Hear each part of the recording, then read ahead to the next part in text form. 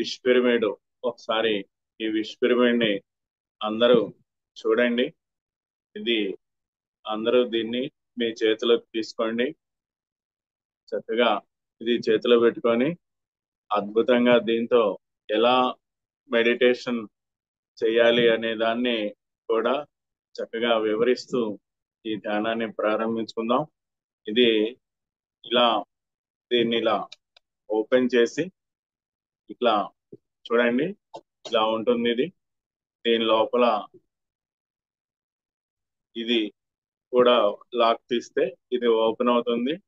దీని లోపల ఒక చిన్న పేపర్ మీద మీ విష్ రాసుకొని, మీ సంకల్పం ఏదైతే కోరిక ఏదైతే ఉందో దాన్ని రాసుకొని చక్కగా దానిలో మీ సంతకం పెట్టేసి ఆ మా పేపర్ ని మడత పెట్టి దీన్ని లోపల ఈ కాపర్ బౌల్ లోపల దాన్ని పెట్టాలి ఫ్రెండ్స్.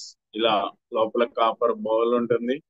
చక్కగా చుట్టూ శ్రీ చక్రం కూడా ఉంటుంది ఫ్రెండ్స్ దీని లోపల. అది కూడా గమనించండి. మన సంకల్పం ఏదైతే ఉందో అది నెరవేరడానికి అద్భుతంగా పనిచేస్తుందన్నమాట శ్రీచక్రము. లోపల ఉన్న ఈ కాపర్ బౌలు, మరి ఈ పిరమిడ్ అడుగున ఉన్న కాపర్ ప్లేటు, ఇదంతా కూడా మన సంకల్పాలు నెరవేరడానికి అద్భుతంగా పనిచేస్తాయి.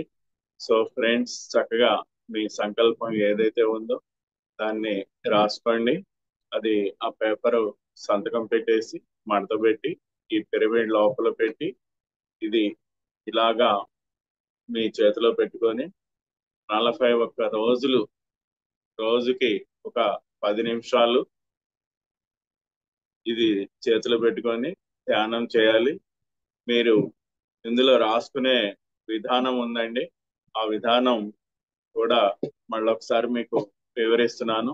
దానిలో సంకల్పం ఎలా రాసుకోవాలనేది. మన కోరిక ఏదైతే ఉందో అది జరిగినట్లుగా, అది తీరిపోయినట్లుగా, అది ఇప్పుడే ఈ క్షణమే ఆ కోరిక తీరినట్లుగా అలాగా మనం భావన చేసుకుంటూ ఈ సంకల్పం రాసుకోవాలి.